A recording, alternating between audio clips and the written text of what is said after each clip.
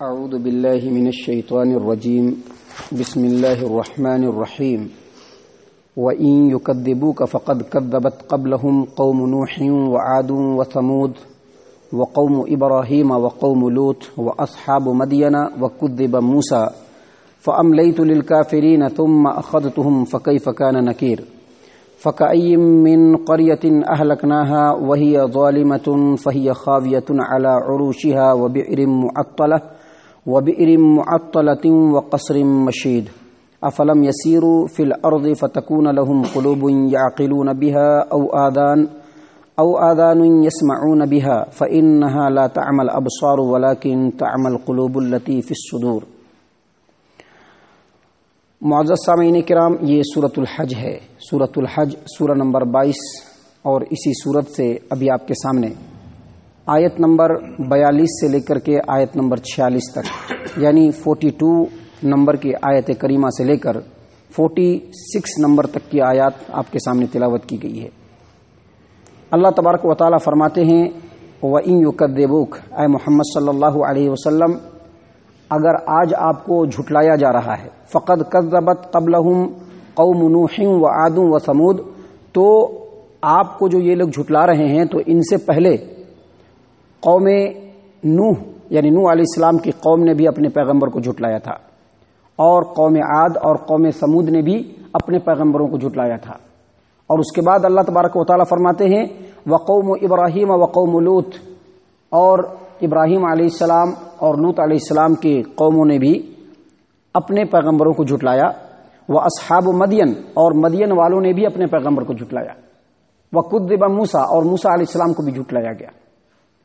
فَأَمْلَيْتُ لِلْكَافِرِينَ ثُمَّ أَخَذْتُهُمْ، تو ہم نے ان کافروں کو، ان تمام کافروں کو پہلے چھوٹ دیا، پہلے ڈھیل دیا اور پھر ان کو پکڑ لیا۔ فَكَيْفَ كَانَ نَكِيرٌ، تو دیکھیے کہ میرا پکڑنا کیسا ہے۔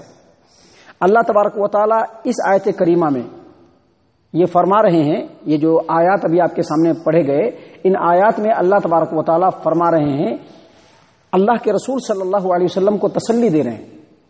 محمد صلی اللہ علیہ وسلم اور آپ کے اصحاب جو مہاجرین تھے، محض اس واسطے سے مکہ کو چھوڑا کہ وہاں پر ان کا جینا دشوار کر دیا گیا تھا، عرصہ حیات کو ان کے اوپر تنگ کر دیا گیا تھا، ہر اعتبار سے ستایا گیا، ظلم و ستم ڈھایا گیا۔ تو محمد صلی اللہ علیہ وسلم اور صحابہ کرام وہاں سے ہجرت کر کے مدینہ پہنچے۔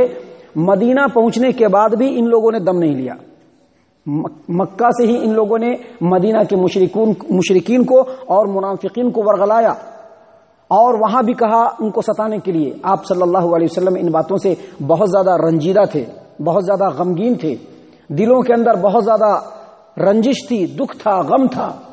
آپ صلی اللہ علیہ وسلم کو اللہ تبارک و تعالیٰ نے تسلی دیا، تسلی دیتے ہوئے کہا کہ اگر یہ لوگ آپ کو جھٹلا رہے ہیں تو آپ کو پریشان ہونے کی ضرورت نہیں ہے، آپ سے پہلے نبیوں کی پوری تاریخ پڑی ہوئی ہے۔ نوح علیہ السلام کی قوم نے نوح علیہ السلام کو جھٹلایا تھا، قوم عاد اور قوم ثمود نے اپنے اپنے پیغمبروں کو جھٹلایا، اسی طرح سے ابراہیم علیہ السلام کی قوم نے ابراہیم خلیل اللہ کو جھٹلایا، لوط علیہ السلام کو جھٹلایا گیا، اور مدین والوں نے شعیب علیہ السلام کو جھٹلایا، اور موسیٰ علیہ السلام جیسے جلیل القدر پیغمبر کو بھی ان کی قوم نے جھٹلایا۔ تو یہ کوئی نئی بات نہیں ہے، ان تمام پیغمبروں نے ان باتوں پر صبر کیا تھا، آپ کو بھی صبر کرنا چاہیے۔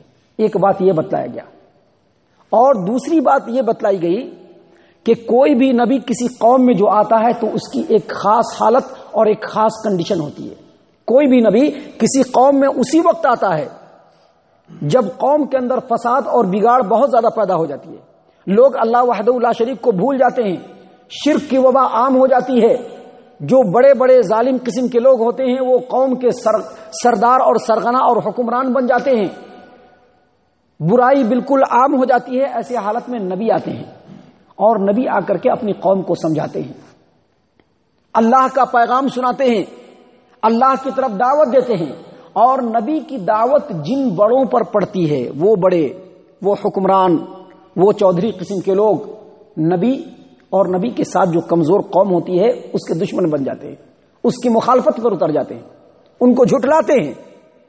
اور جب نبی ان کو عذاب کی بشارت دیتا ہے، عذاب سے ڈراتا ہے کہ تو جو نبی کو ستا رہے ہو، نبی کے ساتھیوں کو ستا رہے ہو، اللہ تبارک و تعالی تمہارے اوپر عذاب نازل کرے گا۔ جب نبی ایسی بات کہتے ہیں، جب عذاب سے ڈراتے ہیں تو عذاب آتا نہیں ہے۔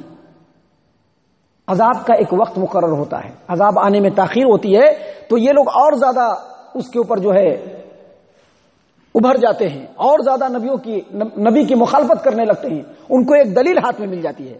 اللہ تبارک و تعالیٰ نے اسی بات کو یہاں پر کہا کہ ان تمام قوموں نے اپنی اپنی پیغمبروں کو جھٹلایا، فَأَمْلَيْتُ لِلْكَافِرِينَ، تو پھر ہم نے کافروں کو چھوٹ دیا، فَأَمْلَيْتُ لِلْكَافِرِينَ، ہم نے کافروں کو چھوٹ دیا، ثُمَّ أَخَذْتُمْ، اور پھر پکڑ لیا۔ اللہ یہ بتلانا چاہ رہے ہیں کہ ان حالات میں بھی اللہ کا عذاب جو ہوتا ہے وہ اپنے قانون کے مطابق ہوتا ہے۔ اللہ تبارک و تعالی اس روئے زمین پر جو عذاب بھیجتا ہے اس کے لیے ایک قانون ہے، ایک دستور ہے۔ ایسا نہیں ہے کہ کوئی قوم اللہ کی نافرمانی کرے اور فوراً ان کے اوپر عذاب آ جائے، فوراً عذاب آ جائے اور اس کو ہلاک و برباد کر دے۔ اگر یہ بات ہوتی تو دنیا میں ابھی کوئی نظر نہیں آتے۔ اللہ کے قانون کے اندر امہال ہے، تدریج ہے۔ اللہ پہلے چھوٹ دیتے ہیں، پہلے مہلت دیتے ہیں، بندوں کو وارننگ دیتے ہیں، نبیوں کے ذریعے سے تنبیہ کراتے ہیں، آیات کو نازل کر کے لوگوں کو متنبہ کرتے ہیں اور بتلاتے ہیں کہ دیکھو تم جو یہ کام کر رہے ہو یہ اللہ اور اس کے رسول کے حکم کے خلاف ہے، اگر تم ایسا کرو گے تو تمہارے ساتھ ایسا ہو سکتا ہے۔ اللہ پہلے تنبیہ کرتے ہیں۔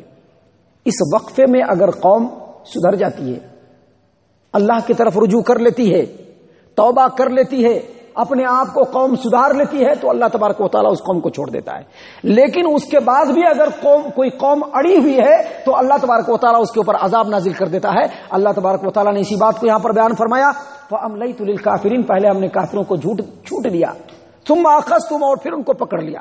اور پھر اللہ تبارک و تعالیٰ آگے کہتے ہیں فَكَيْفَ كَانَ نَكِيرٌ، دیکھو میرا پکڑنا کتنا سخت ہوتا ہے۔ ایسا پکڑتے ہیں کہ انسان اور انسان کے ساتھ جتنی بھی چیزیں ہوتی ہیں سب تباہ و برباد ہو جاتی ہیں، سب چیز ستیاناش ہو جاتی ہے۔ اللہ کا جب عذاب آتا ہے تو صرف انسانوں پر نہیں آتا ہے۔ آپ قوم سمود کے عذاب کو دیکھ لیجئے، قوم عاد کے عذاب کو دیکھ لیجئے، نوح علیہ السلام کی قوم کے اوپر جو سیلاب آیا اس کو دیکھ لیجئے۔ جب اللہ کا عذاب آتا ہے تو صرف انسان نہیں، انسان کے ساتھ جو گھر ہوتے ہیں، اس کے جو عیش و آرام ہوتے ہیں، اس کی جو بستیاں ہوتی ہیں، سب کے سب اجڑ جاتی ہیں۔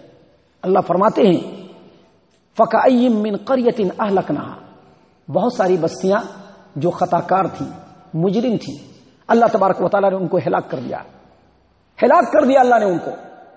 بہت ساری بستیاں جو خطا کار تھی، مجرم تھی، جنہوں نے ظلم کیا تھا، اللہ کے حکم کی نافرمانی کی تھی، اللہ کہتے ہیں أَهْلَكْنَاهَا، ہم نے ان کو ہلاک و برباد کر دیا۔ فَهِيَ خَاوِيَةٌ عَلَىٰ عُرُوشِهَا وَبِئْرٍ مُعَطَّلَةٍ وَقَصْرٍ مَشِيدٍ، وہ بستیاں چھتوں سمیت اوندھی پڑ گئی، ان کے جو کنویں تھے جن سے وہ پانی پیتے تھے، پیاس بجھاتے تھے اپنی بھی اور اپنے چوپائے جانور کی بھی، وہ کنویں بالکل بیکار ہو گئے۔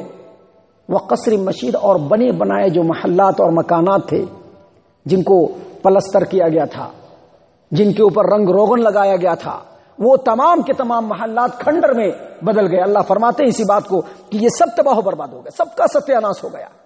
اور اس کے بعد اللہ تبارک و تعالیٰ مکہ والوں اور عرب والوں کو یہاں پر تنبیہ کر رہا ہے، افلم یسیروا فی الارض، یہ لوگ کیا نہیں گھومتے ہیں، ان رستوں سے نہیں گزرتے ہیں کہ یہ جو بستیاں ہیں جن کو میں نے تباہ و برباد کیا ہے، جنہوں نے نبیوں کو جھٹلایا اور ان کے بستیوں کو ہم نے برباد کر دیا، اس کی نشانی آج بھی ہے اور وہاں سے یہ لوگ گزرتے بھی ہیں، تو کیا اس کو دیکھ کر کے ان لوگوں کو عبرت نہیں ہوتی ہے، یہ لوگ نصیحت حاصل نہیں کرتے ہیں؟